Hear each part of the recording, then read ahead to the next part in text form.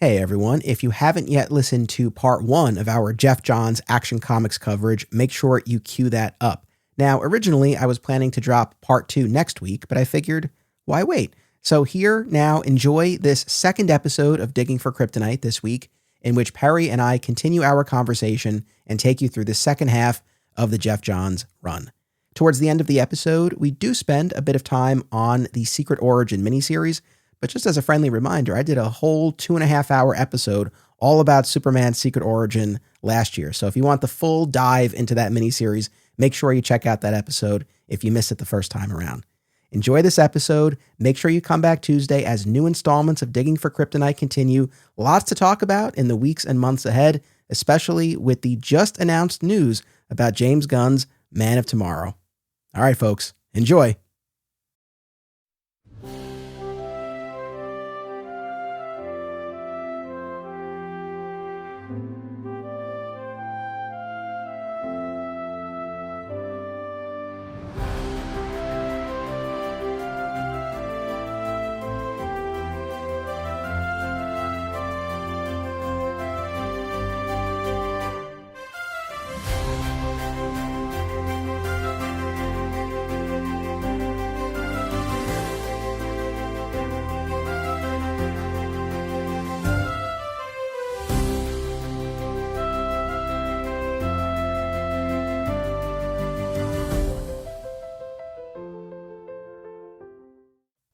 Welcome to Digging for Kryptonite, a Superman fan journey. I'm your host, Anthony Desiato.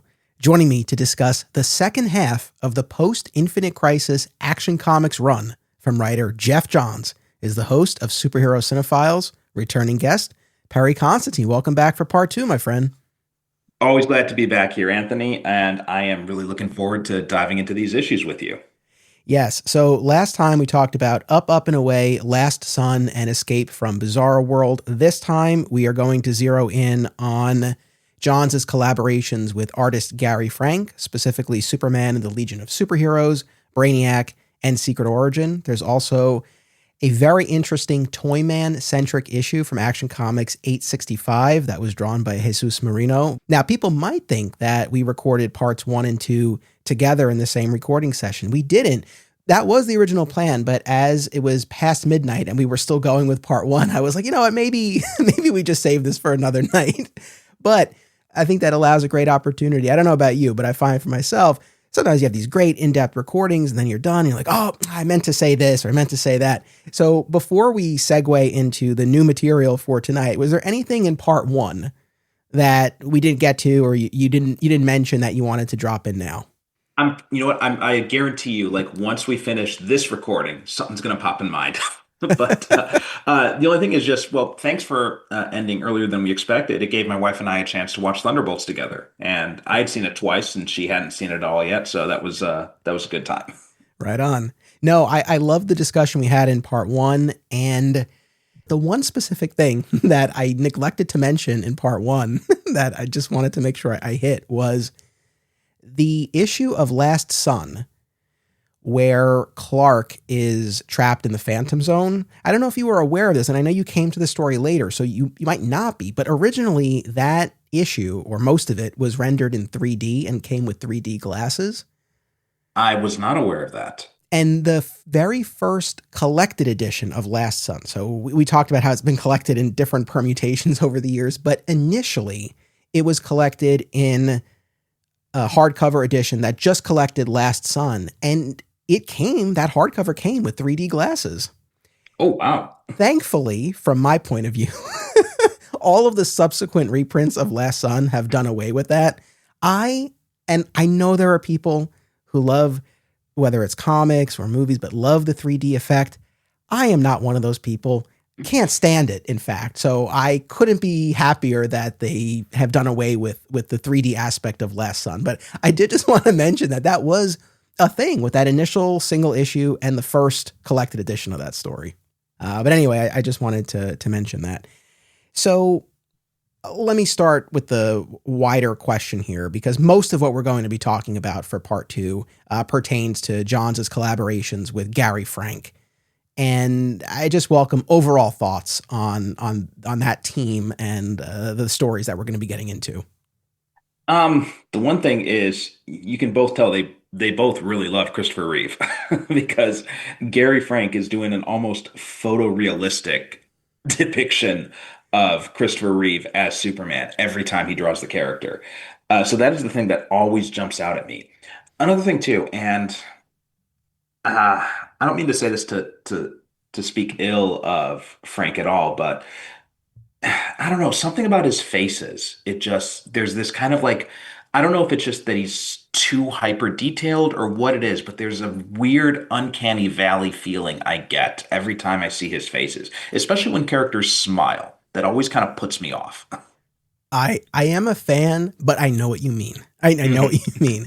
And look, a big part of our conversation last time was our misgivings about all of the Superman 78 influences in these Jeff Johns stories. And not only do you have that continue here, but now, like we're saying, on the artistic front, you are seeing Christopher Reeve on the page. Mhm. And look, there's probably a good number of fans out there for whom that's a huge plus.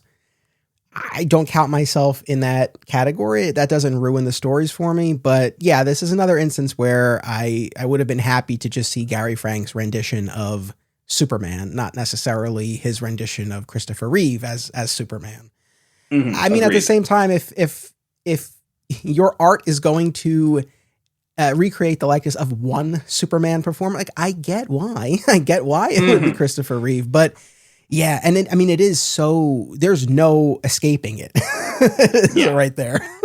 And especially at this time, right? This is, post Superman Returns when we're all still in the glow of the resurgence of the Donner stuff. So, the Christopher Reeve, even on Smallville too, they had a bunch of like Christopher. They're really leaning heavily into the Superman 78 influences. So for this time period, especially, it does make a lot of sense, but it is just still a little bit jarring to see. No, I know it's true. Look, we said it. We'll continue to say it because it is important to remember the context, even as we're complaining about a lot of these Superman 78 influences. The fact that yes, this is on the heels of Superman Returns and the release of the Donner cut and Smallville as well, which Mhm.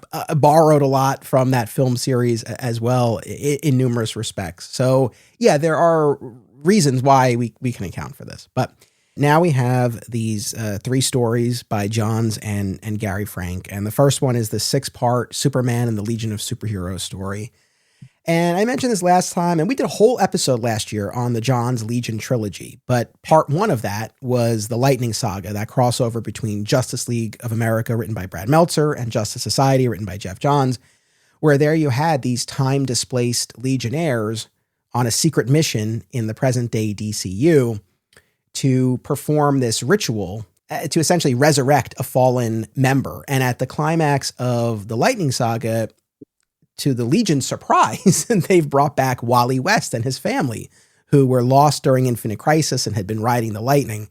But there's a hint that there was a different objective that they had. And that story ends with, I believe, Brainiac 5 holding one of the lightning rods and something inside, and we can't make out what it is. And that'll remain a dangling thread until we get to Final Crisis Legion of Three Worlds, which is the culmination of this Johns trilogy. And there we'll find out that the true mission in the Lightning Saga was to capture the essence of the recently departed Bart Allen. And that will pave the way for Kid Flash to return in Legion of Three Worlds. So I lay that out to say that at the start of Superman and the Legion of Superheroes, he has had this somewhat perplexing encounter with his former teammates fairly recently, where they didn't clue him in on what they were doing and left fairly mysteriously. But now we open here and we have this robotic attack on the city, and Superman intervenes. But it turns out it's Brainiac 5, and he just needed to get Superman's attention. Before I go further with plot recap, what were your thoughts on this one overall? So I was dreading this because as I mentioned last time, I am not a fan of the Legion of Superheroes at all. I'm not a fan of as I said many times before, I'm not a fan of Clark as Superboy being part of the Legion. So I was not very enthused when I saw this was on the reading list. But I gotta say, I actually kind of dug it. I thought that this was a really interesting story, and especially in light of what's happening now in America with all the xenophobia and everything. I thought that this was, and how symbols are being twisted and stuff like that. I thought this was also, you know, oddly prescient in that way too. When we see how Earthman is corrupting the idea of Superman and turning him from a symbol, from an immigration symbol, a refugee symbol, into a nationalist symbol, which is what we see, the likes of Dean Cain trying to do right now with Superman when he's complaining about the fact that James Gunn is talking about Superman being an immigrant story, which it always has been. And we had gotten our hint of it because the story opens with sort of a familiar setup of these alien parents putting their child in a rocket to send him to Earth to safety. And he lands in the Smallville, Kansas of the far future and is found by what appear to be these kindly farmers, but they do their human duty and execute this alien. So that's our first indication that things have gone very wrong in the far future.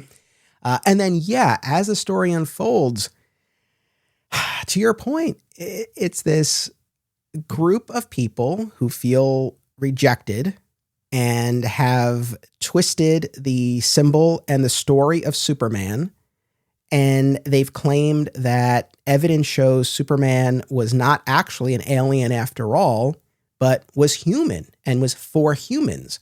And that it was those original alien legionnaires who lied and told everyone that Superman was from Krypton. And so this human supremacist movement has taken over, and aliens on Earth are on the run. They're being hunted. They're fleeing. Earth is on the brink of war with the United Planets. They've seceded from the United Planets. And it's just one of those things where, unfortunately, it's a situation that doesn't require any suspension of disbelief, to be perfectly honest. No, I mean, this story could easily have been published today and it would have been very prescient. Yeah.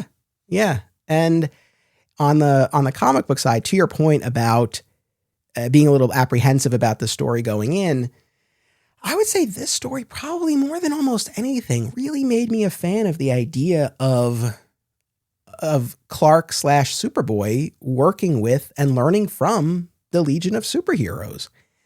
And I feel like even the first time around, years ago when I read the story, when I really was not sold on the idea of Clark as Superboy, but I think I always enjoyed this story. I think the themes are very resonant. And when you get to the climax of the story, and the other sort of plot piece of this is that the sun has been turned red. There's a story initially about how there was a solar shuttle accident, but no, it turns out that they're using Sunboy, this captured Legionnaire, to change the radiation of the sun. And so Superman's powerless for the majority of the story, where he's in the far future with his old teammates. But of course, they are able to rescue Sunboy and restore the yellow sun, and Superman's powers return. And there's just this great final showdown with Earthman, the leader of this movement, the leader of this Justice League. And there's a line from, I think it's one of the police, who says that Superman's for us, Superman's for humans. And this great reply from Superman, I'm for everyone. Mm-hmm. So even at the time reading this, where I still wasn't totally sold on the Superboy side of it all, the themes were so resonant, and I think the story really works. And really, this went a long way towards selling me on this whole concept of Clark with the Legion in the future, for sure. Yeah, I don't think I'm completely sold on it, but I'm more amenable to it after reading the story. Fair. We talked last time about how Johns has this ability to really zero in on kind of those core concepts of a character, a team, a relationship, a dynamic, and really build from there. And I really had this on my mind as I was preparing for part 2, specifically Legion and Brainiac, because for Legion, I know one of the things Johns has talked about is that the way he sees it, Jonathan and Martha Kent sort of paved the way for the man part of Superman, taught him how to be a good man. But it was the Legion of Superheroes who sort of helped the super part, taught him how to use his powers and work as, in a team. And so I think that's very much the way Geoff Johns sees the Legion of Superheroes and their function in the formation of the character of Superman. Mm-hmm. And historically, that was not part of the way I saw it. But I think there is something to be said for that. I think, yeah, again, I'm not sold on that. And I think there's also just me being a stickler for time travel stuff. Like there's the whole paradoxical aspect of that too, where, Superman influences the Legion, but the Legion influences Superman. So, it's the chicken and egg situation. Um, but that being said, I can see, whereas I think this story is a very good argument in favor of that. Yeah, and by the way, this, now we're looking at this story and we have the full picture of what continuity Johns was building and working within. But like we said last time, Secret Origin wasn't published until after all of this. So I feel like a lot of this was kind of coming at us piecemeal. At least that's my memory in the sense that I feel like I had at the time, because in Infinite Crisis, when we saw the formation of New Earth, one of those shards of the new continuity was Clark as a costumed Superboy, which was a huge point of departure from the post-crisis era that we had just come out of. But of course, and even from Birthright, which was supposed to be the new origin at that point. Right. Of course, harkens back to the pre-Crisis on Infinite Earths era of the character. But yeah, at the time, I remember seeing that Clark as Superboy and not having the best reaction to that. And then in various stories, in fact, even in Up and Away, because that story opens with Lois and Clark and Jimmy watching a film about Superman in the park, and there's a reference to this rural myth, the Superboy, right? So we were getting a sense, I think, even from then. I forget what was said in interviews, but as far as what we got in the stories, I think we were getting an indication, and then this would be confirmed certainly by the time we got to Secret Origin, that yes, in the post-Infinite Crisis, pre-New 52 landscape that we're talking about here, young Clark was a costumed Superboy, albeit one who operated in secret in present-day Smallville. He wore this action suit that Ma made for him because his other clothes were getting torn up all the time. But it's not like he was a publicly known, publicly facing Superboy. So he operated in costume, but in secret in his present, but then also had these adventures with the Legion of Superheroes. And so I feel like this was a way of not blowing up the post-crisis continuity where Superman makes his big debut and he had not previously been known as Superboy. But really, I think opening the door for those Superboy and the Legion stories. I think that was the way of sort of balancing those things, right? That's what it seems like to me, because yeah, and also there's also this part here where it's heavily implied that they kind of erased Clark's memories after he met with the Legion the first time, and then they kind of restore them here so that he remembers them all. So that's another way I think that John's, because this is again before he got to Secret Origin, they just editorial just kind of let him run loose with the concept. He was still just trying to kind of find ways to fit it in to make it work with continuity. Well, so that's interesting. So historically, pre-crisis continuity, there was this whole idea of the mental block. To your point, though, I'm not entirely sold on the idea that they were erasing his memory, because so at the beginning of Superman and the Legion, when he encounters the robot and Brainiac communicates with him, right? There's that little shock that the robot gives Superman, and then all these memories come flooding back. And then he recognizes Brainiac 5. So yes, it seems like he had forgotten. But going back to the Lightning Saga, the story that preceded this one, he was talking about his adventures with the Legion. So I don't know. And they're from the same writer. I don't know how to totally square this. Man, that Geoff Johns just has no respect for Geoff Johns, does he? Maybe there's something I'm forgetting or overlooking, but I don't know how to totally square that, because it wasn't like, maybe it was an android Geoff Johns who wrote that other story. Maybe because it wasn't in the Lightning Saga. It wasn't like, oh, these Legionnaires showed up and he's like, I don't know who they are. I mean, he talks about how we were Legion, and he explains that whole ritual with the lightning rods, and he explains how he didn't see them after the first crisis hit. So it's hard to kind of reconcile that with the beginning of this story where he's zapped by the Brainiac 5 robot and these memories come flooding back, and then he recognizes Brainiac. So I'm not entirely sure. If an audience member has a solution, please let me know. I wonder if maybe it was just a different editor that noticed, and it's like, whoa, what's going on? He's not supposed to remember that. So yeah. I don't know. That's the only thing I can think of. Look, the idea of Clark as Superboy, Clark with the Legion. This has come up a lot. We've spent a lot of time on it. I remain sort of in the same position that I've been in on this as of late, which is if I could only have one version of Superman continuity, would I have Clark be Superboy and having these far-flung adventures in the future with the Legion? No, probably not, if I could only have one iteration. But in a world where we have all these different interpretations of the character, I do think there is value in that. And I think sort of the way that Johns had described it in terms of the Kents forming the man and the Legion helping sort out the super part of the equation, I think there's something to be said for that. Plus, if we are moving away from the Byrne iteration where Clark's a star quarterback and, and it doesn't feel quite that sense of loneliness and alienation, if we're moving away from that, and now this is a Clark who can't play football, can't participate in these activities that he longs to, this offers a bit of comfort and companionship that he doesn't otherwise have beyond his parents, who, while they're there for him and they offer so much support and wisdom, they still don't know exactly what it is like to experience what he does. So I'm much more open to it. And again, overall, I think the story is a particularly strong one. What else stands out to you about this one?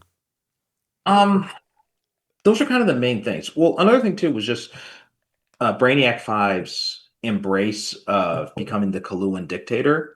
Yeah. And then it just turned out to be a fake out. But then he's kind of like, but you know what? It turns out I am actually kind of good at this thing too. Yeah.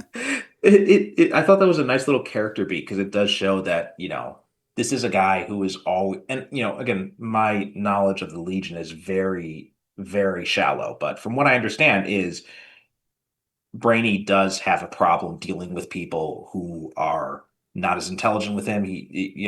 In Peter David's X Factor run, he did this. He explained this about Quicksilver's personality, where because Quicksilver is famously very arrogant, very hot-headed, very impatient, very rude, and Peter David explained it as, Quicksilver said, have you ever been stuck in line behind someone at the ATM who doesn't know how to use it, or been stuck in line at a coffee shop waiting for someone who doesn't decide their order until they get to the front of the line?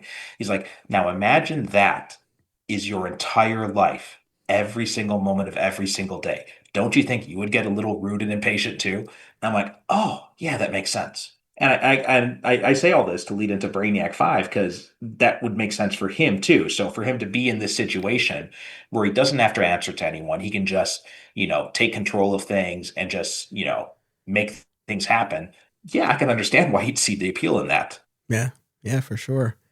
Something else too, just there are a few cool little Easter eggs in this, I guess. So one is when Earthman and Superman are fighting, and Earthman is pulling on Superman's cape, and Superman pulls it back and he says, "Don't tug." Right?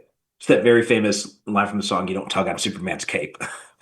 and then also too, when he says, "Let's take this outside," right? The whole idea of, "General, would you care to step outside?" from Superman 2. So I thought those are cool two little Easter eggs that jumped out at me.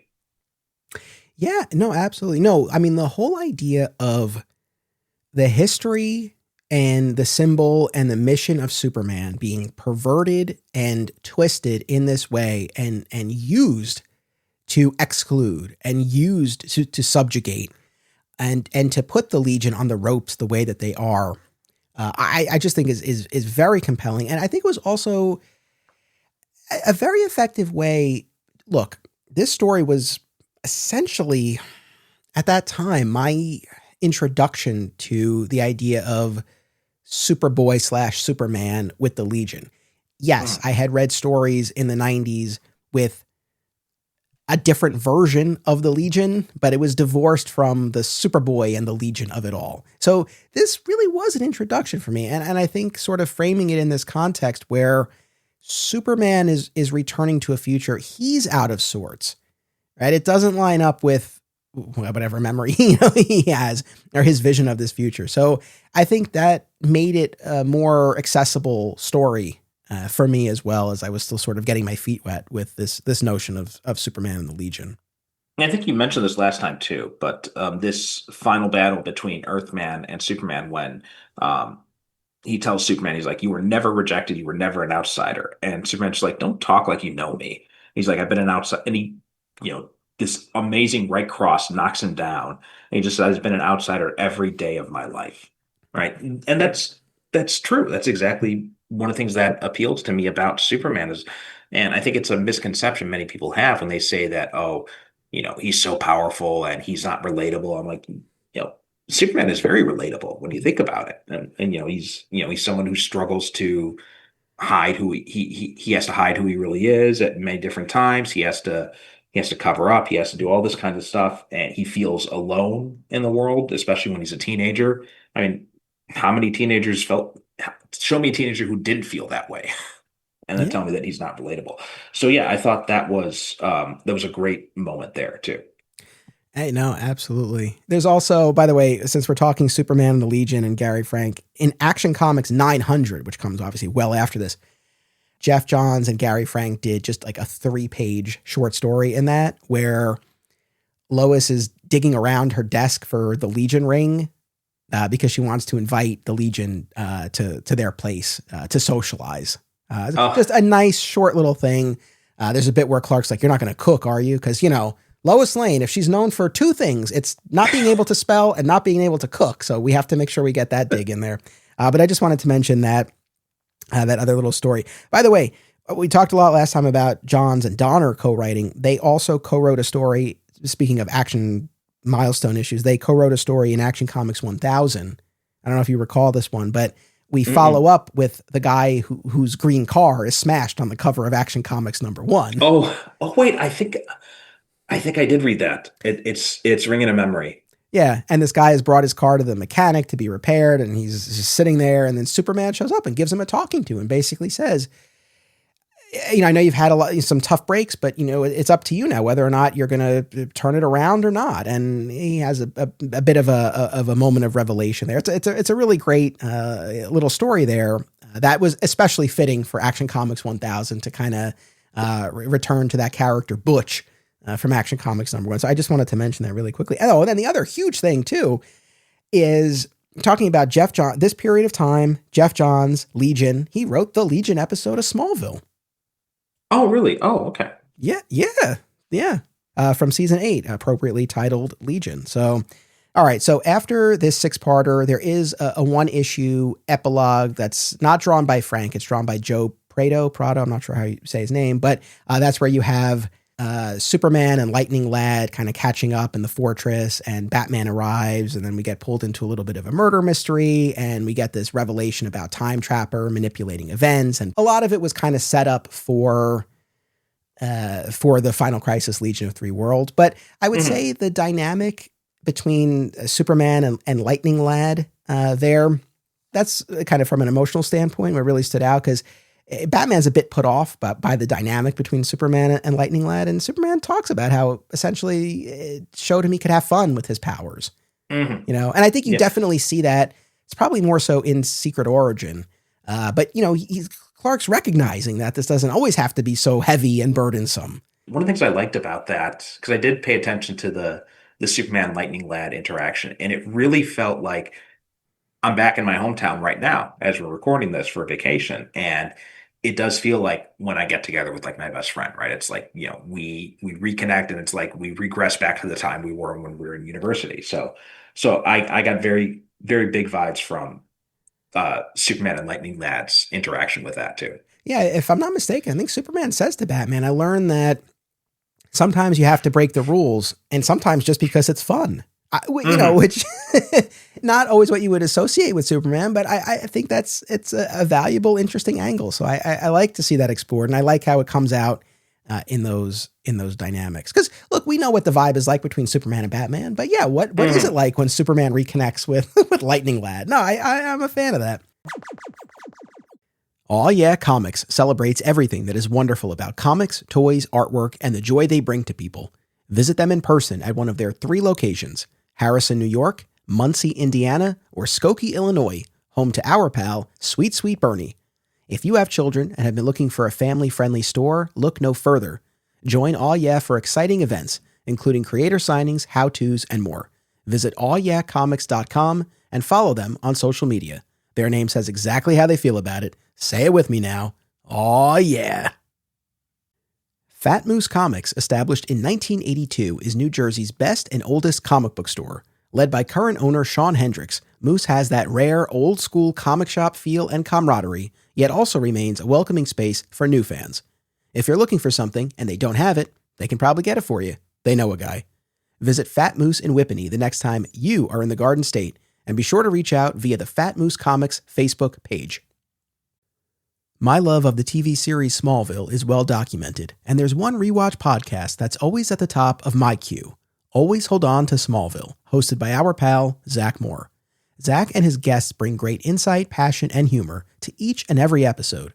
And the podcast continues with more great Smallville and Superman talk now that their series rewatch has concluded. Listen wherever you get podcasts, and keep an eye out for the other shows under the Always Hold On To banner, including Arrow, Star Wars, and more. Attention horror fans, Colleen, A Vlada Tale of the Damned is the forthcoming comic book sequel to Vlada, A Dracula Tale, a gender-swapped spin on the world of Dracula, featuring an original story by Chris Denmead and art by Matt Slay and Tim Vigil. The Kickstarter campaign for this 28-page comic book is now live. Visit Colleen, A Vlada Tale of the Damned on Kickstarter and back this project now. Check out the Vlada, A Dracula Tale Facebook page for more. And that brings us to Action 865, drawn by Jesus Merino, which retcons the Dan Jurgens story from the 90s, where Toyman had killed Cat grandson Adam. And here we get the twist that it wasn't actually Winslow Schott, but rather a malfunctioning android. So this issue feels very much like those rogue spotlight issues that Johns would do on Flash, which I was a big fan of, right? When he would do an issue all about Captain Cold and his backstory and everything. It very much felt like that. And I say that as a positive, because I loved those Flash issues. Those were some of my favorites of his entire run. But the setup of this is that Winslow Schott has escaped from Arkham and abducted Jimmy Olsen and wants to tell Jimmy his story. And he only trusts Jimmy and not Lois and Clark because he doesn't trust any adults. He doesn't trust anyone over the age of 17. And this leads to such a great moment at one point where Jimmy's like, "You think I'm 16? He's like, "I'm 22, you jerk." Which was great. I was so glad they had that moment in there because, like we were talking about last week, or last week when people listened to this, yesterday for us, but I was thinking back to the misgivings we had about the Johns and Donner treatment of Jimmy and the Daily Planet staff and all that kind of stuff, and how it really felt like they were regressing Jimmy back to like cub reporter type of. And when they said that, when Schott says that he's 17, I'm just like, what are you doing? I thought this was like of a piece of that. And so we got to that, I'm like, oh, okay, good. He's just crazy. I know, it had been a while since I had reread this one, so I didn't remember exactly. And at first I'm like, oh my God, is that really what they're saying? That he's a teenager? So I'm glad that Schott and the audience were disabused of that notion. And it especially made me laugh because I complain about this all the time on my other podcast where we go through each episode of the George Reeves television series, because they're Jimmy Olsen and his portrayer, they're clearly fully grown adults.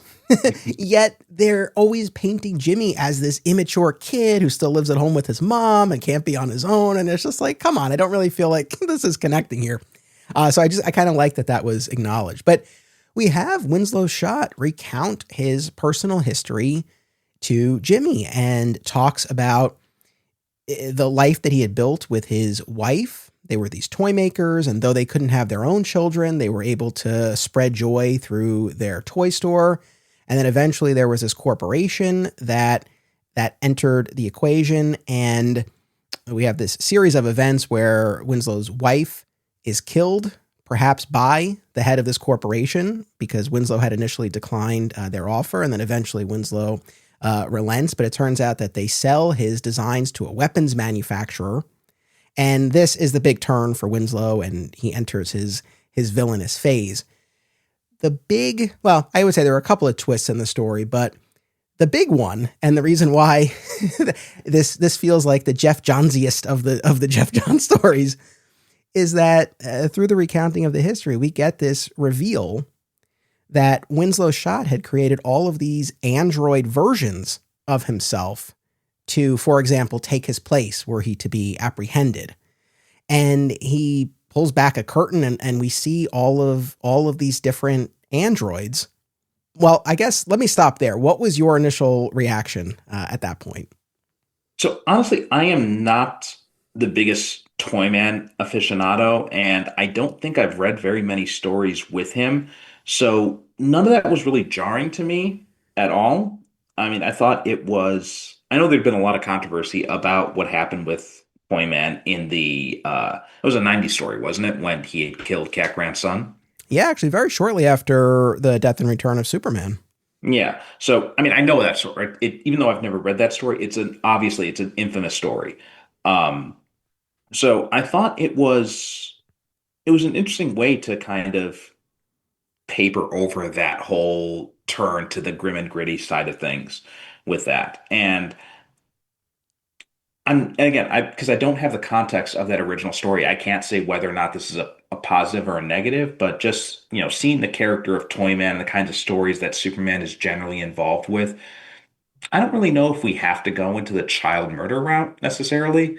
I mean, there is an argument for it that, you do want to, there is an argument that you do want to see what happens when Superman is faced with that kind of darkness, and a character like Toyman, who maybe can't challenge Superman physically, can challenge his ethics in that way. So there's an argument to be made for it. I'm not so sure if it's necessarily a good argument or not, but there is an argument for that. So that didn't really, take shock me at all, especially because I had known kind of the broad strokes of the story. Because even though I'd never read this particular issue either, I had heard about this over the years.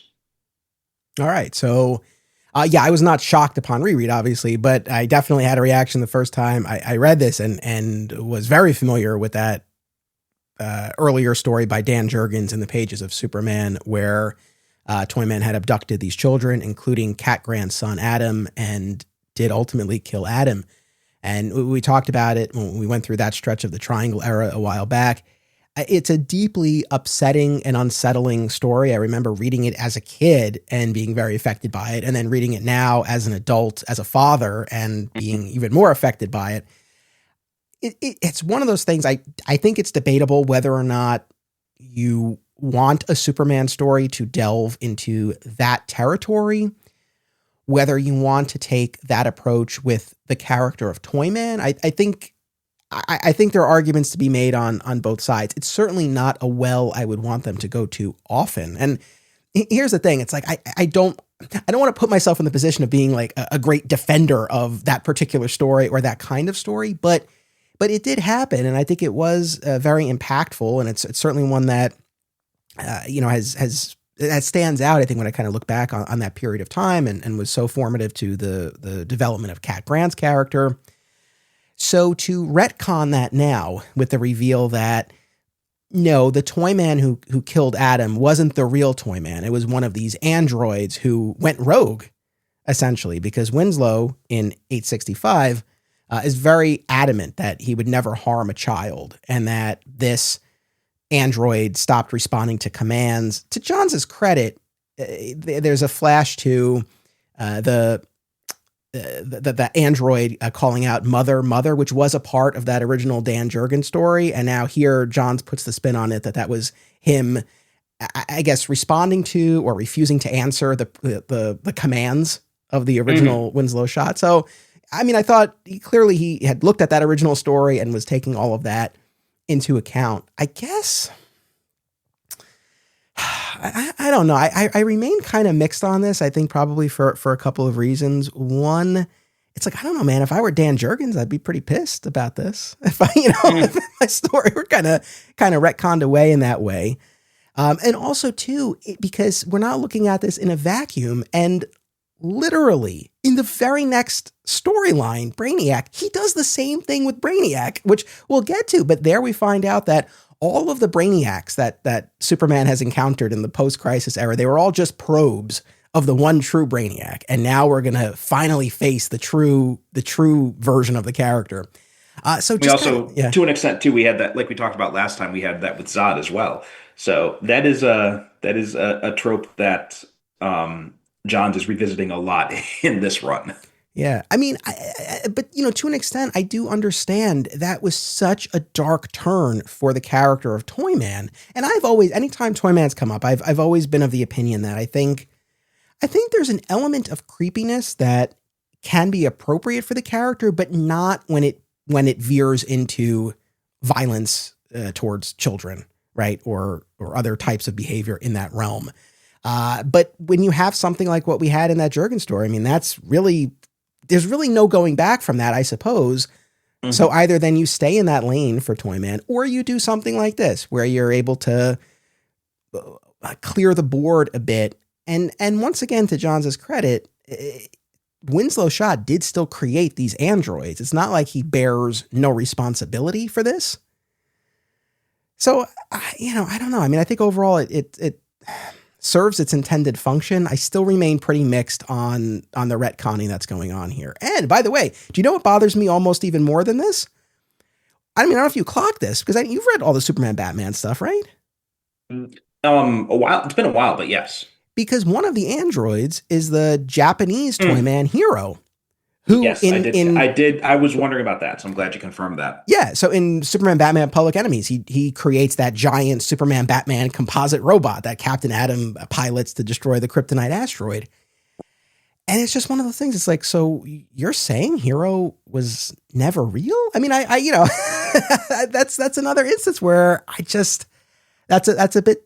And look, it's not as if the Hero Toyman is my favorite version is my favorite character, but I don't know. It just sort of feels kind of needless to take that off the board. And we're not explicit. I mean, we see the android of him, but I guess it's ambiguous. We're never explicitly told, like, did Hero just never exist? Or did he Hmm. exist? Was he his own person? Was he doing at least some of the things that we've seen in the past, but maybe not all of them? I mean, I guess there's some room for interpretation there, but that even more so than retconning the Jerkin story, seeing Hero up there, like, what the hell? I was also wondering about just the purpose of creating all these different versions. So yeah, the dark '90s version of Toyman, the one with the golden curls and the big red bow tie and the glasses.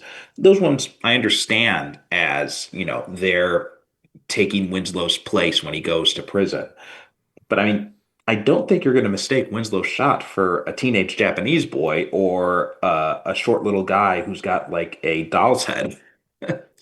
Yeah. Oh, so that's the other one. Yeah, the one with the doll's head. I mean, so that's essentially the Superman the animated series version of Toyman, and that's the one that Hmm. we saw in Up, Up and Away, which we talked Yeah. about in the last episode, where Lex is working with that version of Toyman.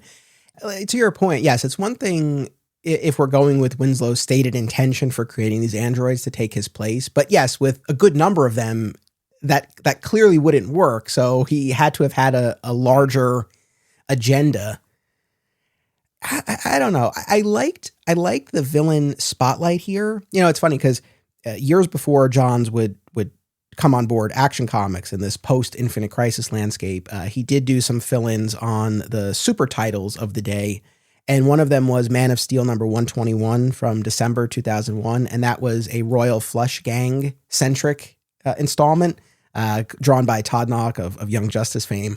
Really, really fun issue. I don't know that it's quite as compelling as this Toyman one or the Rogue spotlights per se, but it was a cool spotlight on the Royal Flush Gang and one of the members in particular. And then seeing him do this Toyman issue here, I wish we had gotten to see him do more of that during his time on Action Comics. And the fact that he was investing in the character of Toyman, I really do appreciate. There's also this whole angle of, like we said, he escapes from Arkham. There's all this business about how there are Batman people and there are Superman people. He feels he's been categorized as a Batman person and incarcerated at Arkham, and he doesn't feel that's fitting. He's a Superman person. And so it really grinds his gears when Batman shows up at the climax of this because he's followed the trail of bodies that Winslow has left. I like that angle. And then I mentioned before, there are a couple of twists here. Yes, there's all of this business about the androids, but then we also find out, because at the end of the story, Superman and Jimmy are talking, and Jimmy's like, I've researched Winslow. Like, there's never been any record of a wife. And then we revisit that flashback of the car accident that his supposed wife was in, and it turns out the wife was an android. So Mm-hmm. that's I feel like Jeff Johns at his best, because I felt like that was a twist where it's like, oh yeah, that twists this version of the story that Toyman has been telling. So that aspect of it I liked. The android retconning business, I don't know, man. Still, jury's still out on that one. Yeah, I mean, I think I understand the intent here, and I almost feel like the whole Superman and Batman people thing was kind of a meta commentary on where people were approaching Superman in the 90s when they did this Toyman story, because there is this, that's the age of the grim and gritty. That's when a lot of supervillains that, were from before that were getting darkened up a little bit. And with Batman especially, that was very easy to do because you do have a template for that. So then it was, the Joker goes from just goes into being like a homicidal maniac territory and stuff like that. You also have like Zaz, who is specifically referenced here because, cutting, carving a mark into his skin every time he claims a victim. And I feel like what they did with Toyman too was kind of a piece of that. It was this idea of let's give Superman a Batman style villain type of thing. It seems kind of what the intent was probably. I don't know if that was what happened, but that does kind of feel like what the intent might have been. So I feel like John's opening up with that whole there are Superman people and there are Batman people is kind of his way of commenting on the reasons why Toyman went down that child killing route in the first place. Yeah. Yeah. I mean, I guess, when you say, kind of alluding to then what comes after, I think maybe that's part of the other reservation I have about all of this. And this ties back to one of those larger questions we tackled in part one about whether or not Johns' run on action feels like a cohesive run the way it does on the other titles and characters he tackled. And I think this might be kind of another example of why this run doesn't rise to the level of some of those other ones, because, yeah, he's not on the book that much longer after this. So it's not like, oh, okay, he's going to freshen up Toyman. He's going to discard the much darker, problematic aspects of the character so that we can move forward with Toyman. And now he's going to use him in this way. He only does one more arc and then he's gone. So Mm-hmm. I think that's the thing. Whereas if he had stayed on, if we had seen him use Toyman, if we had seen him do these spotlights with other villains, I mean, I think it could have been a different story. I think that's probably part of the other frustration that I feel with this, where, look, overall, I guess I'm always a bit apprehensive when it comes to retconning, unless I truly feel like a wrong has been committed and we need to undo this, like Sins Past in Amazing Spider-Man. Like that's an instance where it's like, no, that really needs to be right. And I believe it has been. It has been, yes. Right, which I'm grateful for. But short of that, I guess I'm always a little bit apprehensive. And if we're going to do it, well, okay, then what is it going to lead to, to sort of justify it? And because he's gone so soon after this, I guess that's why it sort of feels like this is much ado about nothing in the end. So yeah, I mean, I've always been a bit mixed on it. This is getting really nitpicky, but there's also this whole idea that the androids are so lifelike, no one can tell, including Superman.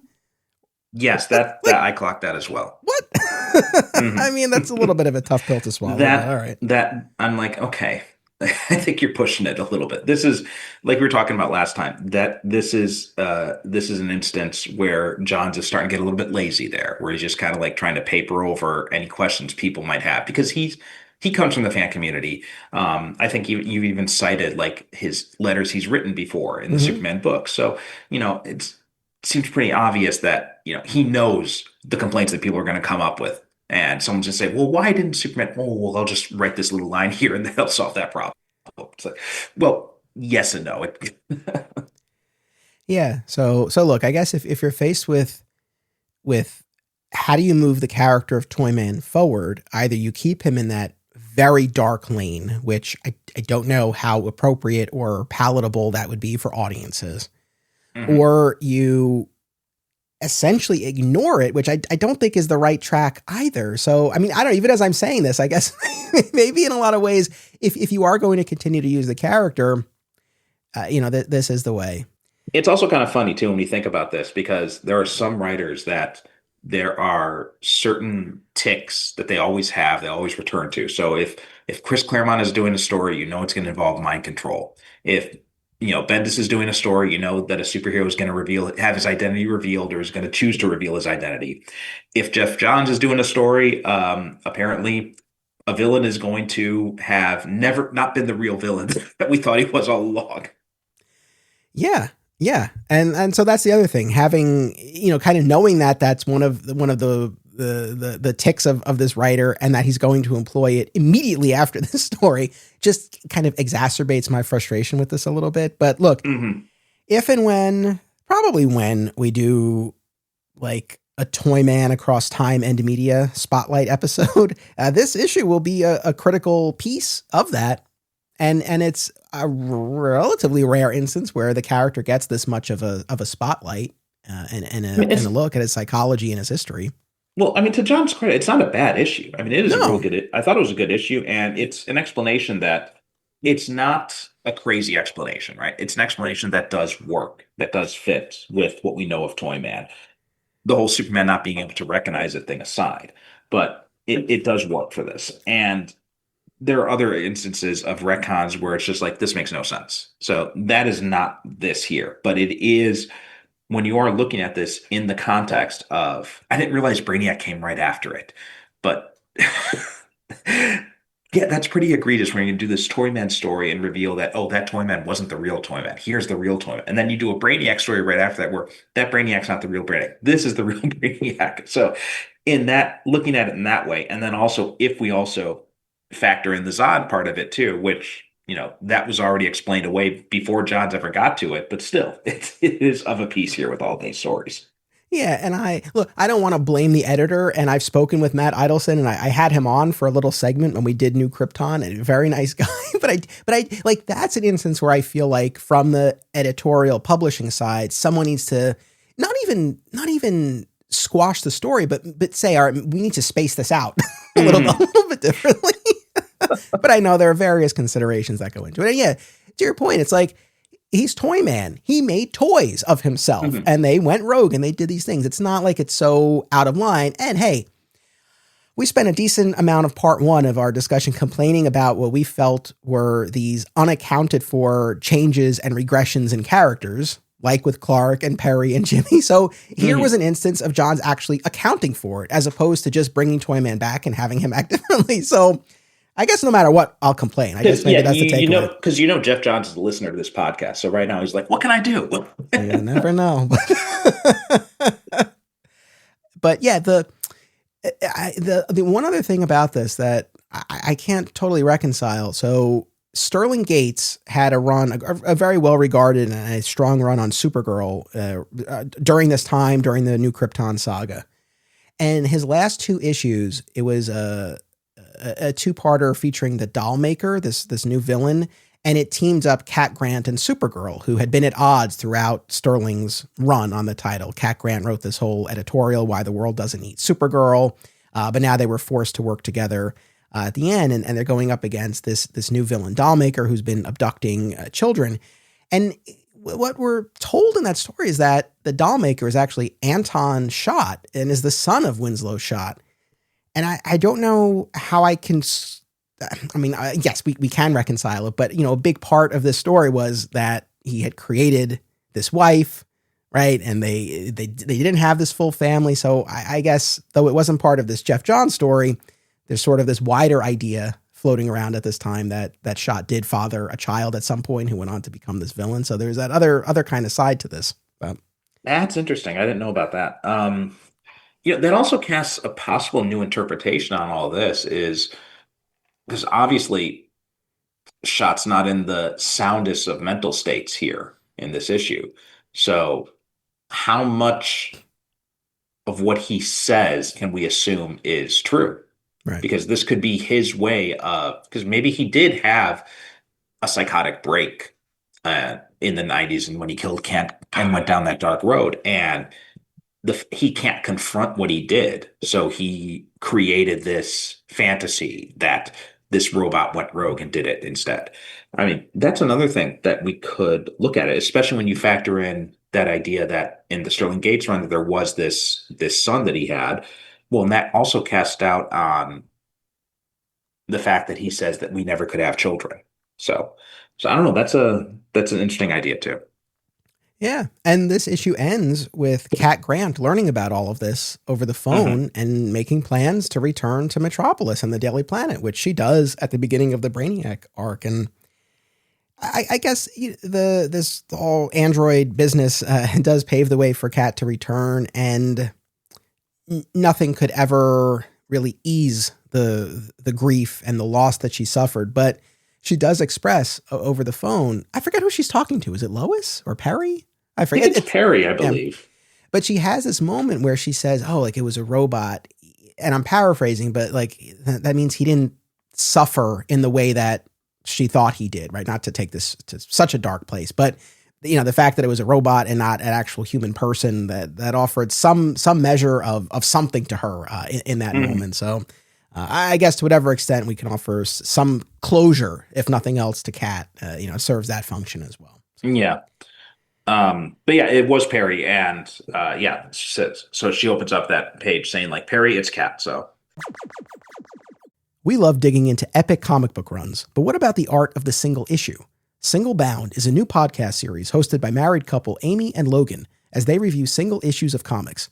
And if the title also makes you think of Superman, you're not alone, as the Man of Steel is Logan's favorite character and a regular topic of discussion on Single Bound. Listen and subscribe on Spotify and YouTube, and follow the show on Instagram at Single Bound Podcast. As a Superman fan, have you ever wondered what would happen if a person who knew barely anything about comics decided to absorb hundreds of Superman stories from all eras and media? Robbo is that kind of person.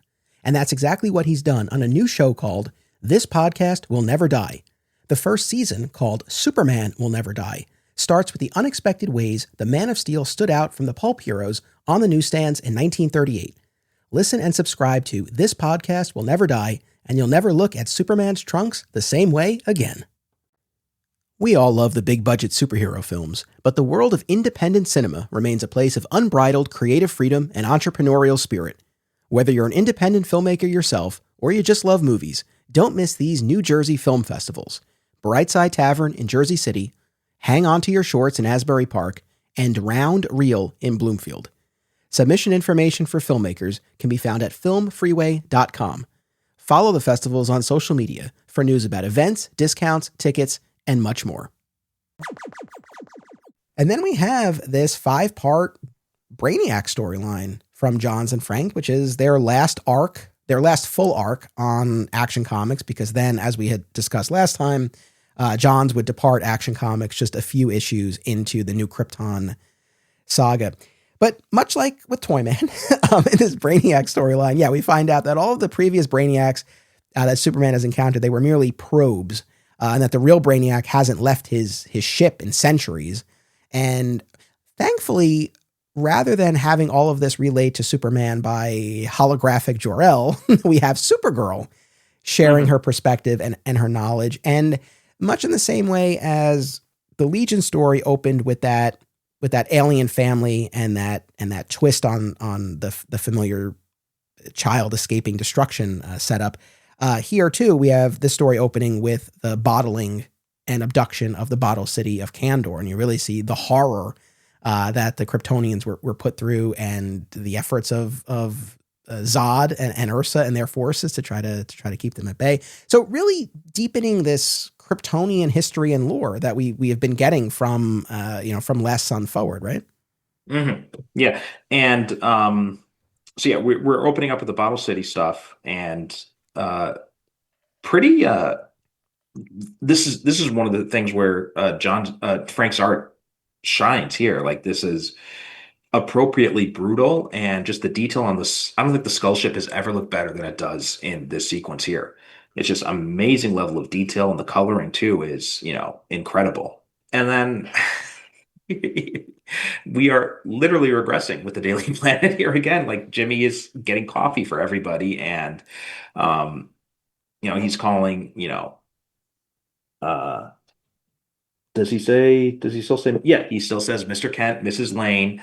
Um, we get Steve Lombard back, we get Kat back, we get Kat being very flirtatious with Clark, which felt odd to me because at this point, like, I mean, I get that. Again, we talked about this last time about how Johns tried to paper over this by saying, well, she this is how she's processing her grief and all that kind of stuff. But at the same time, I mean, you know, she's friends with Lois, or at least colleagues, and she knows that Lois and Clark have been married for years now. So it just felt overly inappropriate in that instance. Yeah, I don't disagree. I think, I mean, I feel like it's another instance of John's reverting to these default settings for the characters, but not wanting to / not being able to to wipe away everything, right? So he's still working with Lois and Clark, who are married, but Mhm.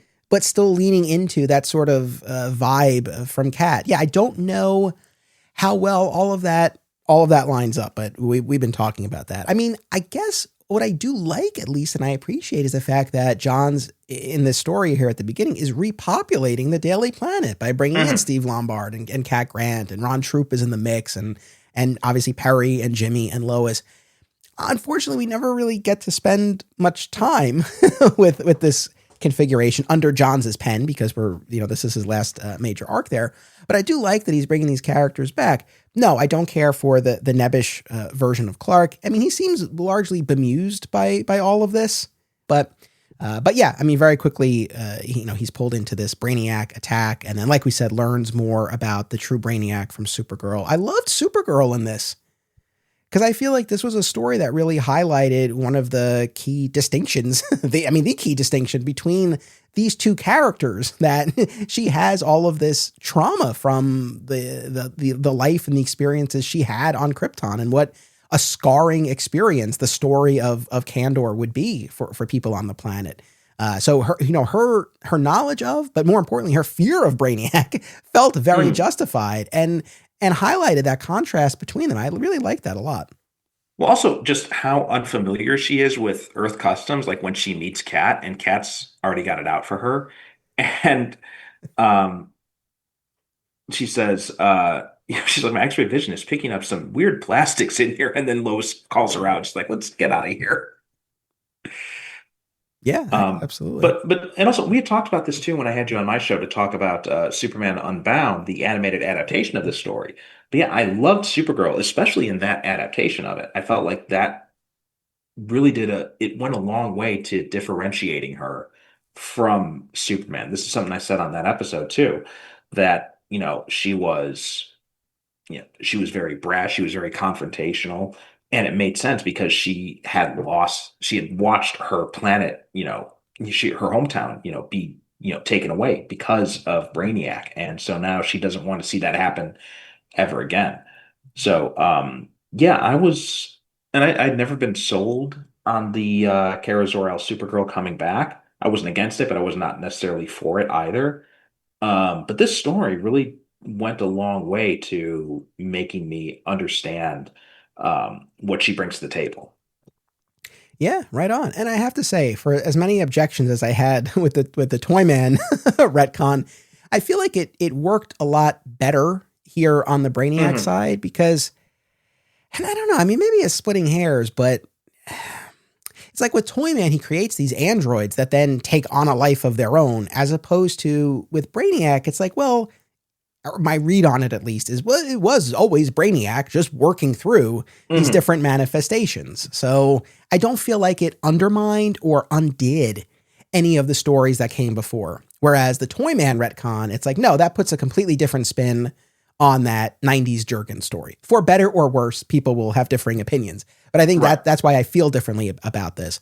But yeah, I thought the Brainiac version worked better. I mean, this is an instance where I look at the Brainiac we get here, the very cold alien calculating Brainiac on the ship, bottling these cities to obtain a sample from these civilizations before he fires that device into their suns to destroy the planet. Hmm. as he's acquiring knowledge. I mean, this to me just feels like prime Brainiac. This is, I think, what you Hmm. want out of the character. And going back to what I was saying before about Johns always has kind of that key that he zeroes in on. And for him, I think he said this in interviews, but he also has Kara say it to Clark in this story. If Lex Luthor is everything if Lex Luthor represents the worst of humanity, right? Brainiac represents the worst of aliens. Hmm. And so I think Yeah. from that, you really sort of frame Brainiac as the alien equivalent of Luthor in terms of evil. And I think that it says a lot.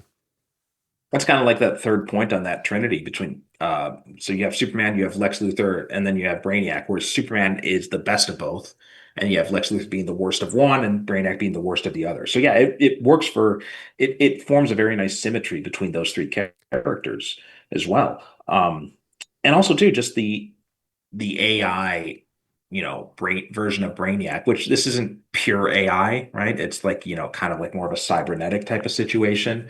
But that AI version of Brainiac from Superman the Animated Series is hands down my favorite interpretation of Brainiac. And, when I saw that, I think that may have been my first real introduction to the character. So when I went back and I saw it in the comics, I was very confused because I'm like, well, this thing is over here is so much better. And so I was really glad to see Johns had leaned into that a little bit more in this story. I mean, on the animated series front, that probably does remain. Well, no, actually, the sci-fi Krypton series is hands down my favorite Brainiac. That was I still got to watch that. Yeah. so friggin' good.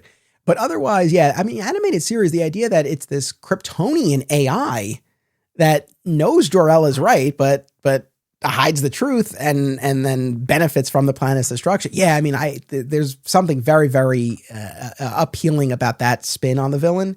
But It also adds to that, that triangle thing. I was saying that whole Trinity. That means that Brainiac then becomes the worst that Krypton has to offer too. Not yes, only just aliens. So yeah. exactly. But short of that, I definitely gravitate towards this interpretation and depiction of the character. It's interesting because Superman has this battle with one of the robotic probes, and then the probe transmits a message to the Skull ship.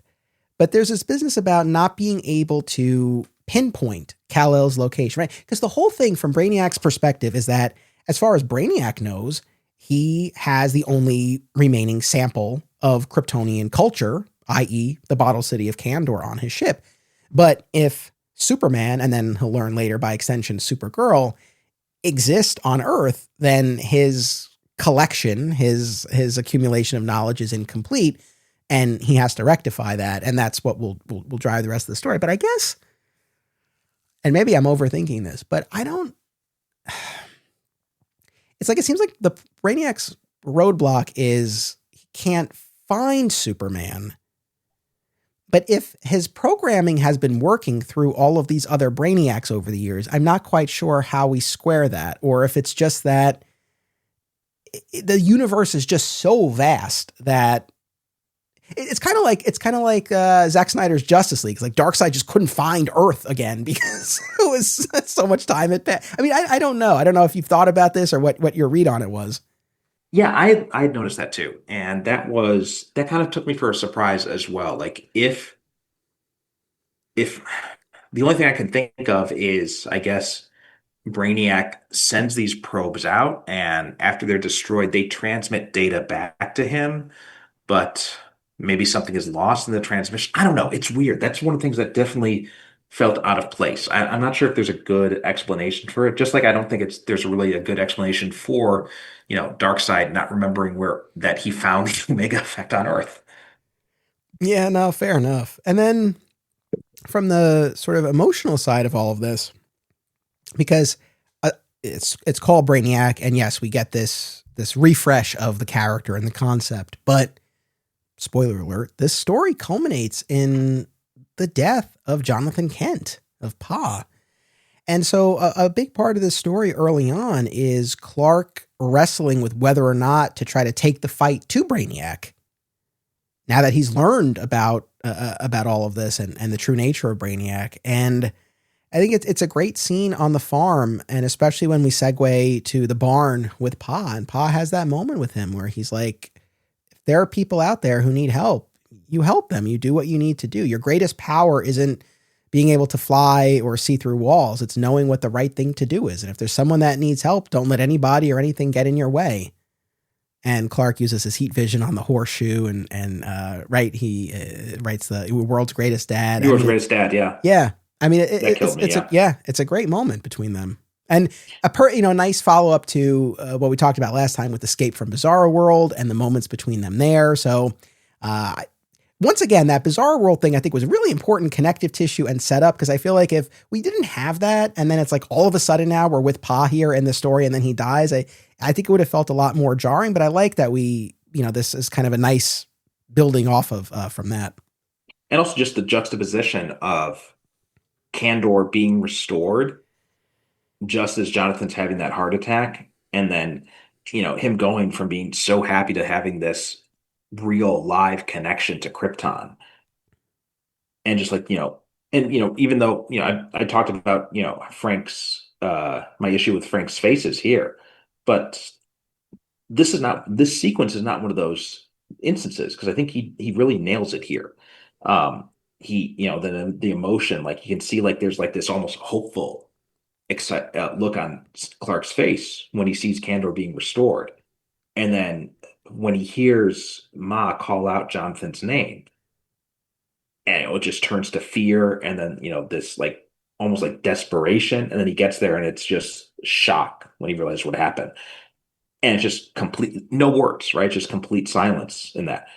It's an amazing juxtaposition, and that carries over into the next issue at Pa's funeral, where it's just, normally I am not a fan of pages without any text. I feel like you're almost kind of cheating the reader a little bit, but I feel in some instances it does work, and this is one of those instances where it does work, where it's 1, 2, 3, 4, 5. We get almost 5, and it's only on the last panel of the 5th page that we have any dialogue. And Frank nails it. He knocks it out of the park in those pages. Yeah, no, very, very strong. I mean, look, I had mixed feelings with Clark being Superboy in the post-Infinite Crisis era. Clearly had and still have misgivings about the characterization of Clark and Jimmy and Perry. But man, I think the first time around that I really was most bothered by was the death of Jonathan Kent at the conclusion of the story. And it's interesting now, so much time has passed. We would then enter the New 52 territory where both Jonathan and Martha had died. And now coming out of the post-Doomsday Clock death metal landscape, we're back in a DCU where both Jonathan and Martha are alive. So we've seen different permutations in the relatively recent past. I guess now really just being able to evaluate this on its own terms. I mean, I guess at the time I was frustrated. I think this just fed into my larger gripes about JOHNS injecting so much of the movies into this, and certainly having Jonathan clutch his arm and go down. It's like, oh, okay, and I guess also at the time, I guess part of my frustration was in Superman the movie, at least you see the function that Jonathan's death serves, really marking the end of Clark's adolescence and the step into adulthood, prompting him to leave the farm and take this larger journey. And more than anything, this realization and understanding that for all of these powers, for all the things I can do, I couldn't save him, that there are these limitations, even though at the climax of that movie, he'll reject those limitations and he'll turn back time. But it's such a profound lesson. I mean, that scene at the cemetery in Superman the movie, it never fails to make me tear up. Kills me every time, yeah. So even though I am of the school of thought, I like Jonathan and Martha to be alive and be that sounding board for him, I look at Superman the movie and I'm like, all right, I get why we're doing it and the function it serves here. Just like, look, last time in the last episode, we talked about how all the business in Last Son and Escape from Bizarro World about Superman talking to AI Jor-El, and how at that point in his journey where he's fully formed, it just sort of felt unnecessary. Mm-hmm. I guess I felt similarly with Jonathan dying. I agree with you. I've come around on the idea of the Kents being alive, and in large part from conversations with people like you, people like Bernie. And one of the things that I really came to realize is that if you are doing something like Superman the movie, where this is a very limited scope that we're going to be looking at the character, then yeah, killing Jonathan Kent makes a whole lot of sense. Um, but when you're doing it in a long form, sequential story, serialized storytelling format, you know, yes, you can still have that message there, but you also lose something in future storytelling and future versions of the stories you can tell as well. So, while I'm not a fan of while I'm not a fan of the idea of John's killing Jonathan, I can also look at the way he did it and really respect the execution and how much care he put into it, right? This isn't like the personality changes the Daily Planet staff like we talked about, or like even the AI Jor-El, right? This is something that he knew he had to handle this with a deft touch, and I think he really managed to stick the landing.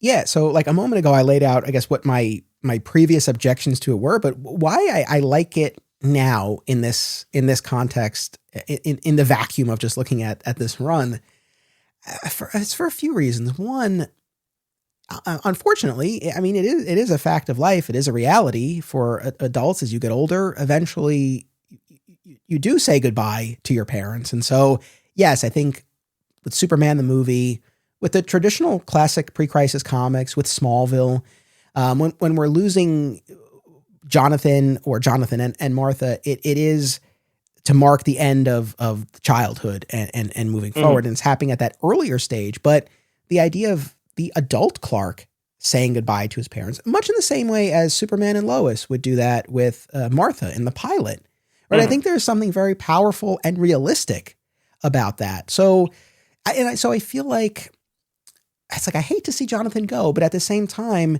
I do kind of always look for ways in which, okay, how can we move this story forward? Right? We all recognize sort of the artificial timelines of comic book storytelling, but what are ways where we can actually progress the legend and the mythology forward? And I Mhm. think having Lois and Clark have a child, like that was another way to do it.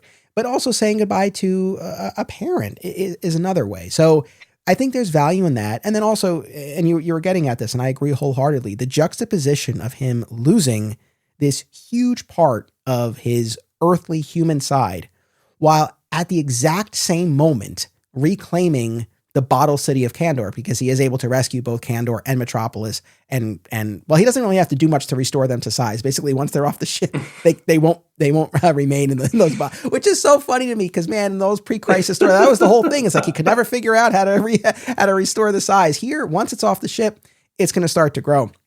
But to have those two things happening simultaneously, there's something very poetic and tragic about it. And Mhm. also the fact that I mean, presumably, I would argue he would have heard Ma's cries earlier, but for the spectacle of Kandor being enlarged before him. So there's that Mhm. aspect too. I mean, in the context of this specific story, I do think it is genuinely effective and launches Superman into the New Krypton saga, where now he's going to actually go to New Krypton. So, you're really seeing a loss of a part of the human side and a reclaiming of a part of the Kryptonians. I mean, there is a lot of a dramatic value to this.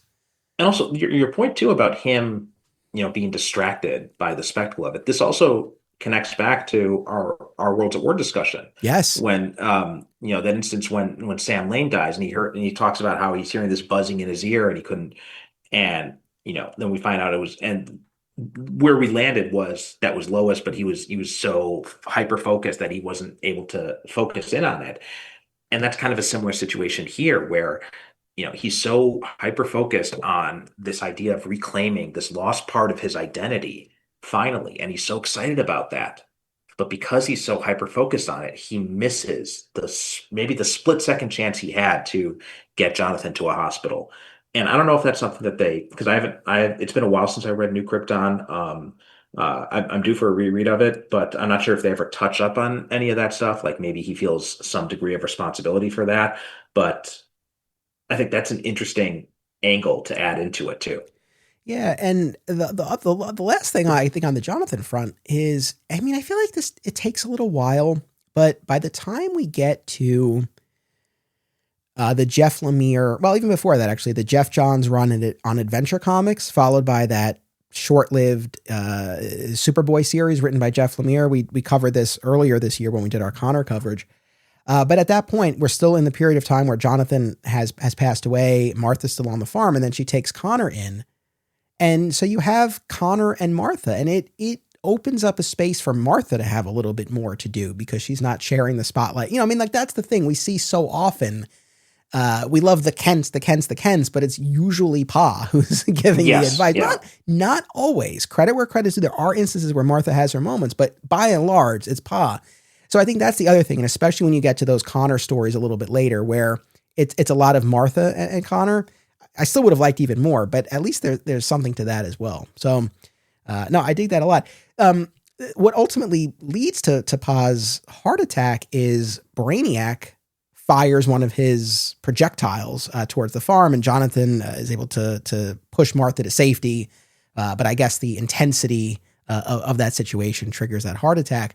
But on that note, I was mentioning this before, but we find out Brainiac's MO is to bottle and extract the city, but then to fire this device into whatever planet's sun, which causes it to go supernova and destroys the planet. And when we have that flashback to Kandor, we see him do that to Krypton, to Krypton's sun. It's been a while now, a couple of years at least, since I went through New Krypton. So I can't remember offhand if we ever get like a firm answer on this, but it's like, what's your read on the extent to which Brainiac is directly responsible for the destruction of Krypton? And if the answer is yes, he is totally responsible, how do you feel about that? No, I'm glad you mentioned that. And I don't know where I land on that, but I definitely do not like it if that's the intent, because I'm a firm believer that Krypton should die because of the hubris of the Science Council, think that they know best and just ignoring the warnings of it. And I thought, and again, Superman the Animated Series, it found this nice middle ground where Brainiac doesn't cause the destruction. He knows it's going to happen and he lets it happen, but he doesn't cause it to happen. I think that's a very important part. Whereas with this, if he is literally causing the destruction, then that takes away, I think, a lot from the hubris aspect of it. That the Kryptonians, Krypton fell because its leaders lost the plot.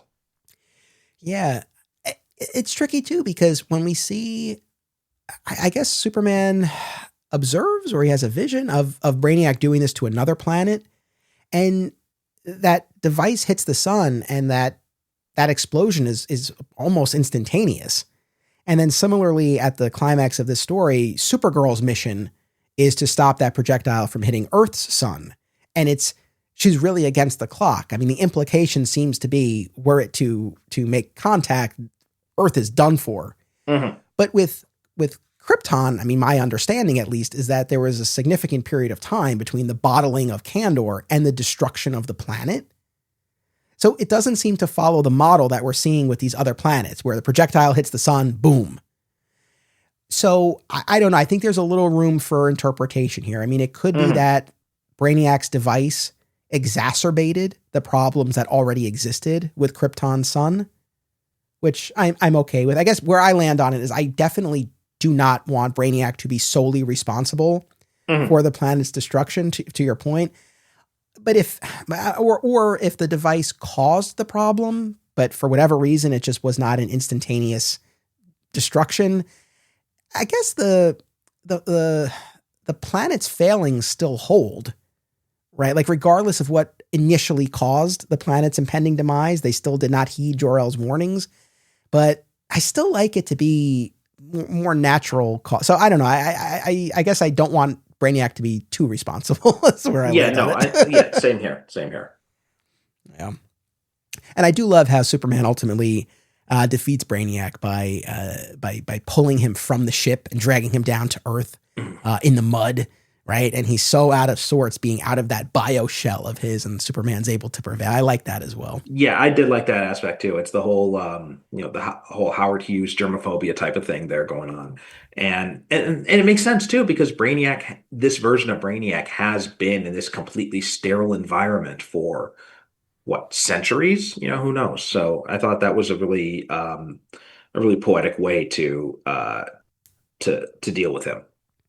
Yeah, and you mentioned this before, but there was an animated adaptation, Superman Unbound. You were very gracious. You had me on your podcast a while back. We did a great episode on it. I'll include the link to that in the show notes so if people want to hear us talk all about the animated movie. They It can, re-aired recently because of the summer Superman coverage we've been doing. We've been yes, replaying all the Superman movie episodes we did. very cool. All right, shall we segue to our last story here, Secret Origin? Yes, let's do it. All right, so 2009 saw the publishing of Superman Secret Origin 1 through 6 by Jeff Johns and Gary Frank, another telling of the Superman origin story. Now, I did a whole episode, 2.5 hours on Superman Secret Origin last year, so I don't want to rehash that too much, and I do encourage people to listen to that. So let me toss it to you first. I welcome your thoughts on Secret Origin. The biggest thing with Secret Origin is it feels so unnecessary. Just because it hits a lot of the same beats as Birthright. The only thing it really does differently is the Superboy and the Legion stuff. Um, but other than that, a lot of the other stuff I felt like Birthright did too and did better. Like you talk about the Clark and Lex relationship, right? The friendship that they had in Birthright, they had an actual friendship. They had a connection there, however brief it was. And one of the few minor critiques of Birthright I have is that I wish we'd gotten to see more of that in Birthright. And I felt like it was rushed through a little bit too quickly. But when I'm reading it here, it's nothing. Like they just knew each other in Smallville, but there's like no friendship, there's no real connection there. Like Clark tries to some extent, but Lex just completely brushes him off. And it just felt very unnecessary in that aspect. Um, and the other thing too that they talk about is just the Clark becoming a journalist, right? The reasons him traveling the world, him basically being a conflict journalist, I think that gives him a great pedigree for when he goes to the Daily Planet. And that explains why someone, you know, podunk kid from Smallville can come off the street and get a job at the world's largest metropolitan newspaper. Um, but in this one, and to John's credit, he does explain that in a different way, right? This is this idea where the Daily Planet is kind of on its last legs, and they're just basically they're running low on funding, and they're just basically, allowing anyone who wants to write can get in, or you're either washed up. Um, and that worked for this story, but I still prefer what Wade had done in Birthright and the idea that this is just, Clark. It really helps show like how important journalism was to Clark for him to be doing that conflict journalism stuff. So, and I feel like the only thing that Johns really brings to the table here is the Legion stuff, and that's really all he really wanted to do. And he was able, and I don't know if it was editorial, it was like, okay, we'll let you do your Superman, Superboy and the Legion stuff, but you have to just do a whole origin story then or something. Because it just doesn't feel like there's a lot of the same heart that there is in some of these other stories we've read during this run. Except for the Legion stuff. I think when he gets the Legion stuff, I think, it's pretty obvious that this is the story he really wanted to tell. Dude, you're preaching to the choir here, especially when, when we talk about the Birthright side of things. It will forever bum me out that Birthright didn't take hold as the canonical origin story. And yes, and I know, my God, people have heard me say this so many times, but thematically and narratively, Birthright is so much more of a cohesive story. And not to beat the same drum, but good Lord, if you're listening to this, and maybe you're a big Jeff Johns fan, and you've never read Birthright, I mean, I don't want to undermine your enjoyment of Secret Origin, but please check out Birthright because yes, I think it gives you a much more satisfying story, start to finish, that really accounts for why Clark becomes Superman Mhm. and what those early days of that debut look like. And yes, Secret Origin hits on a lot of the same beats, especially when we get to the Metropolis portion of the story. I'll say overall, I think Secret Origin is a perfectly readable, serviceable origin story. I think for me, the biggest problem that I've had with it, and especially upon reread and really looking at it closely, is structural. Mm-hmm. It's two stories. It's a two-parter with Superboy in Smallville and Superboy and the Legion. And it's a four-parter of Clark making his debut as Superman in Metropolis. And narratively and thematically, the two do not meet. They don't. No, it's if these were done by different artists, you would be wondering why they're all in the same book. And I agree wholeheartedly. I think where Johns' passion lied and where he had something interesting and distinct to say was in those first two chapters. And I really wish that the entire 6 issues had been a Superboy origin story, because, and that also would have differentiated it from Birthright. I mean, not to be so beholden to that, because clearly DC was not, but there's a part of me that says, man, there's a world where Birthright and Secret Origin could have really coexisted, where Secret Origin could have been the Superboy, the hidden Superboy part. No, they wouldn't have lined up exactly, but you could have looked at them together and said, okay, like this gives you this little piece that Birthright wasn't able to get into. But instead, we just get a couple of those Superboy chapters, and then we launch into the rest of it. And on so many of those beats of Clark making his debut as Superman, people having questions about his alien origins, Lex manipulating public opinion, people turning on him, the government hunting him, but him ultimately standing his ground, winning the day, and inspiring the people on the streets of Metropolis. It just feels very, very, very familiar to what we had just seen in Birthright.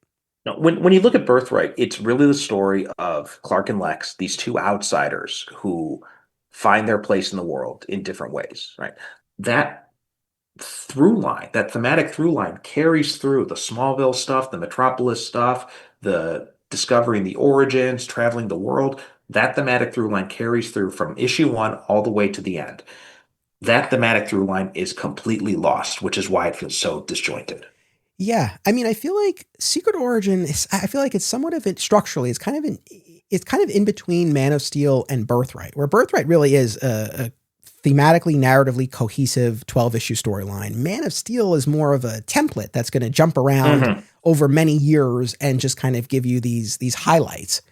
And I feel like Secret Origin is kind of somewhere in between.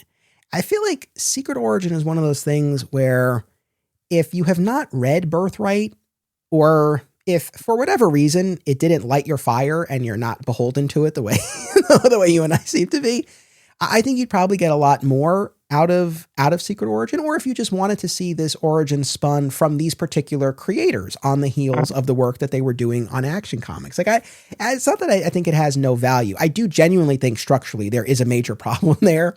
But as far as what we get, I think why people like this so much, for those who do, and I'm not saying, oh, it's universally everyone's preferred origin, but I think for those who do enjoy it, it is kind of a greatest hits of Superman origin moments across time and media. I mean, that first issue alone basically remixes a ton of seasons of Smallville for you. Right. And with a little bit of, Superman 78 thrown in for good measure too. Exactly. But blue shirt, red jacket, heat vision triggered by hormones, saving Lana from a tornado, right? You have all of that. But yes, we do culminate in him donning that Superboy costume. And then the second issue launches us into Clark being recruited by the Legion and having this adventures. And like we were saying before, seeing that he can have fun and just experiencing what it's like to be around people who know what he's going through. And then to end that issue with the arrival of Crypto's rocket, which I do think was a great moment. So, for me, those are the highlights of the series. Really, are those first couple of issues, and then over even in the rest of it, having John Corbin in that metallo armor, but right before the accident and the surgery and all of that, right out of Superman the Animated Series. Right. Man, I hate the design for that metallo armor in this, though. But, you get a little bit of that there. And yes, the Superman 78 influence, I think, throughout as well. So I feel like it's it serves that function of kind of giving you a lot of these greatest hits and remixing moments across time and media that people are very familiar with. I do think it's successful in working in not just Lex, but having Parasite, having Metallo, Mhm. having Sam Lane, who would go on to be a major antagonist in the new Krypton saga. So, I kind of like that aspect of it. But yeah, overall, like it's never going to be my my preferred origin story. No, no, it's not a bad story by any stretch of the imagination, right? The structural problems aside, it is, when John still gets into it, when he mixes it up with these characters, he does do a good job of capturing their voices and making them compelling to read about. And so that part of it, it was a weird push and pull I felt. And I've read this like 3 or 4 times now, and each time I feel this weird push and pull with it, where I'm like, there's so much about the character interactions and the dialogue that I love about this, but it's just the structural problems keeps bringing me back to Birthright and how Birthright completely nailed the structure aspect of it. Um, and I feel like if if Birthright had never existed, this would probably be my preferred origin in the comics. Sure. Because I do feel it is superior to Man of Steel, um, the comic book, not the movie. That's another story. but um, but I but the fact is, Birthright does still exist, and so it came so soon after this. Like it'd be another thing too if Secret Origin had come out like now, after we had done all this, shakeups with the Doomsday Clock and all that. And if Secret Origin had come out now, I think maybe I'd be a little bit more amenable to it. It's like, okay, well, I still prefer Birthright, but we've introduced the idea of Superboy now, so it makes sense they're going to want to do a new origin story. But the fact that this happened so soon after Birthright, it really feels, and I don't think it is, because I think obviously Wade's working for DC, he's working with Johns and this kind of stuff, so obviously it's not a slight. But it does kind of feel in a way like it is.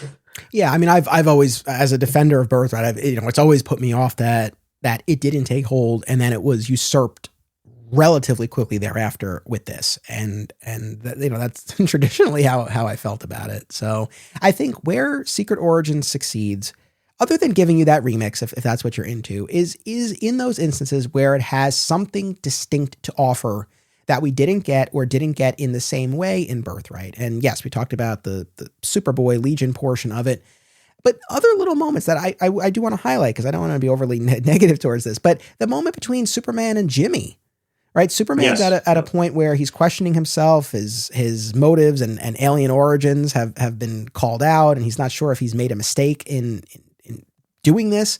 And he finds Jimmy on the roof of the planet, and Jimmy's having his own doubts, and he's thinking about going home to Yonkers, in New York.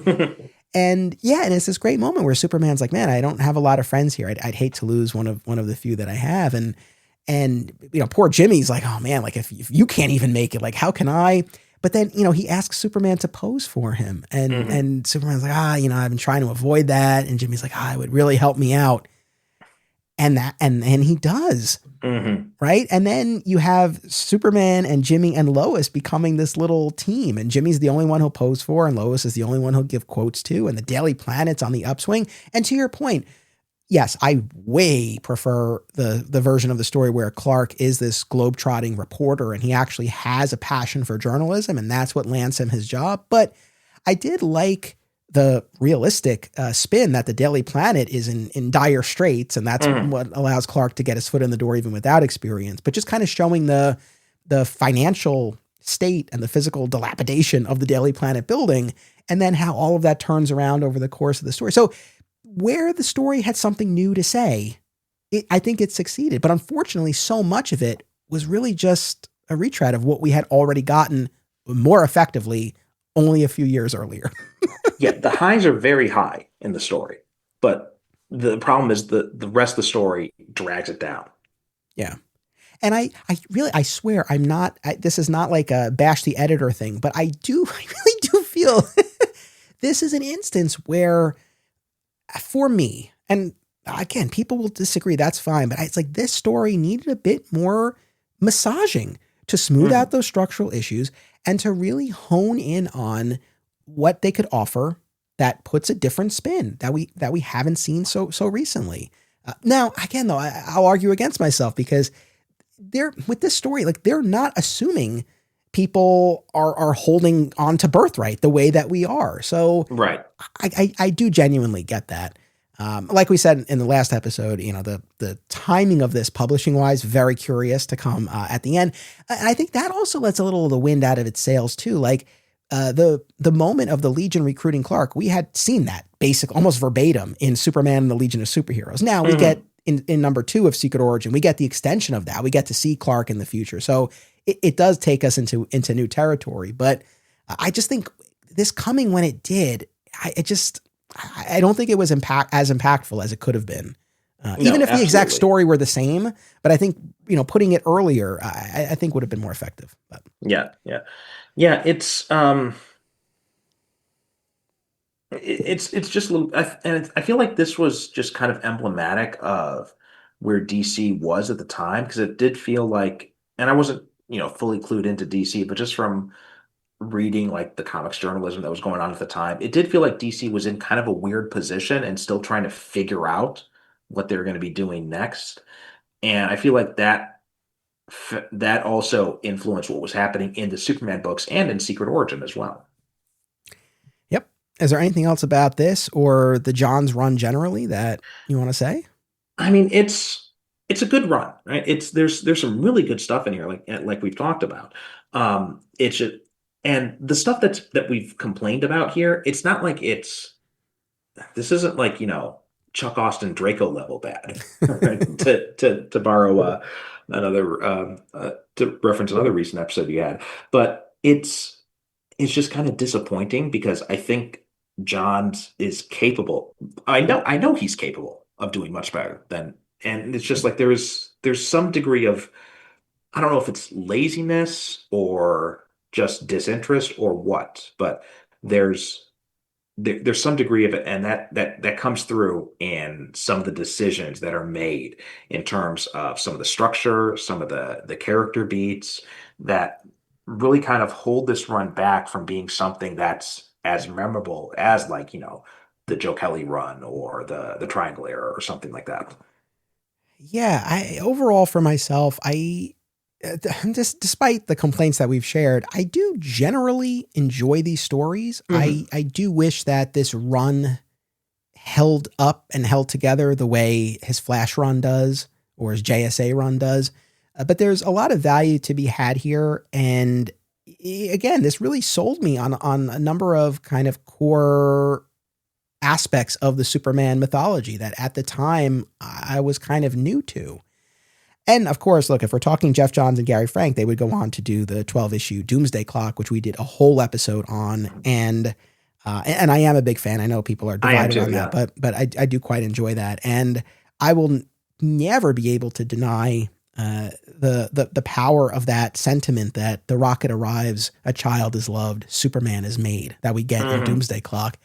I put that up there with Doomed Planet, Desperate Scientist, Last Hope, Kindly Couple, because I feel like that so encapsulates the spirit of the character. So I love these creators and I love a lot of their work. And yeah, I think, there are aspects of this that I wish had played out differently, but overall enjoyable stories. And it was a pleasure getting to talk about them with you. Absolutely. So thank you. I feel like on a conceptual level, like Johns really understands who Superman is and what his purpose is. But I think it's just when we drill down to some of the, and we're setting stuff within continuity, that's when some of the problems arise. But in terms of like just his overall understanding of the character, the guy grasps it, right? He gets it. I think that there's no denying that. I think Doomsday Clock especially proved that. I'll check myself here because I feel like he surely did similar sorts of things with other characters in those other runs that I love so much, where he's tweaking certain aspects, and maybe I can't think of specific examples per se, but that part of that could be because I'm not as well versed in Flash history or Green Lantern history or Hawkman history. And so, like with Hawkman, for example, you tell me, okay, reincarnation. I'm like, oh, okay, great. Like this all fits together. But I don't know. Maybe they're diehard Hawkman fans out there who are like, no, this doesn't work for X, Y, and Z reasons. It's just with Superman, because there's such an intense level of passion and interest and knowledge of the previous continuity that I have, where, yeah, I think that's why I struggle with some of those things a little bit. But arguably, he's doing the same things he's doing elsewhere. It's just here, yeah. And that's the thing. Like, it's always creative and interesting when it's not something that you're tied to, right? And that's the thing. Like, he's, especially because the era that he is quote unquote targeting here is the post-crisis era, which is what you grew up reading. So your attachment to those things and, your apprehension when he's playing around with those concepts is totally understandable. I mean, again, I'm an X-Men fan, so I've seen that happen many, many times. Avengers too. I'm a huge Avengers fan. Don't get me started on what Bendis did and just how, the internet raves about Bendis' Avengers stuff in other places. So it's very much that idea. It's like it will seem creative when it's not your toys he's breaking. This really is the last thing. I do truly wish that he had been able to see the New Krypton saga all the way through, and that they had been able to end that story the way that they originally intended to. We talked about how severely truncated that conclusion ended up being in it, and it felt that way and it read that way. And I just think, yeah, I mean, we would have a totally different view, right? If he had stayed all the way through and New Krypton had played out differently. Because I think it's like there's a lot of stuff here, like with the Toyman retcon or killing off Jonathan. I think there's a lot of stuff that's set up, and I think there's value in those moments and those issues and those stories unto themselves. But also, you kind of want to see how they play out. But then when he's gone right after it just leaves you feeling a little bit like there's something left on the table. No, absolutely. All right. What would you like to share with folks about your stuff? So Superhero Cinephiles is coming back with new episodes soon. Probably by the time you listen to this, maybe new episodes have already started coming out. I'm not exactly sure how the schedule works out, but got some new episodes coming out soon, starting off with X-Men Apocalypse and Black Adam after that. We're also going to have comic book coverage coming up too, on occasion. I used to do a Patreon show, and I'm going to be replaying all the Patreon episodes I did with guests. So those will be available on the main feed. And then we've already recorded a bunch of new episodes talking about a bunch of different comic runs. So keep an eye out for that, superherocinephiles.com. Right on. Thank you, Perry. Thank you, audience. Make sure you keep coming back every Tuesday for new episodes of Digging for Kryptonite. Until then, as always, remember, it's about what you do. It's about action.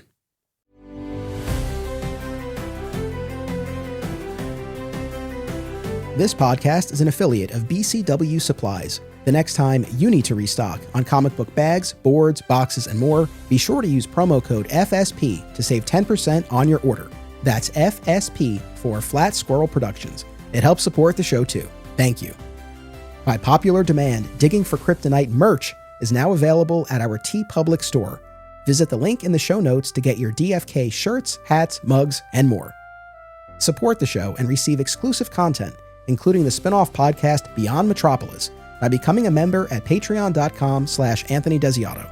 My sincere thanks to all patrons.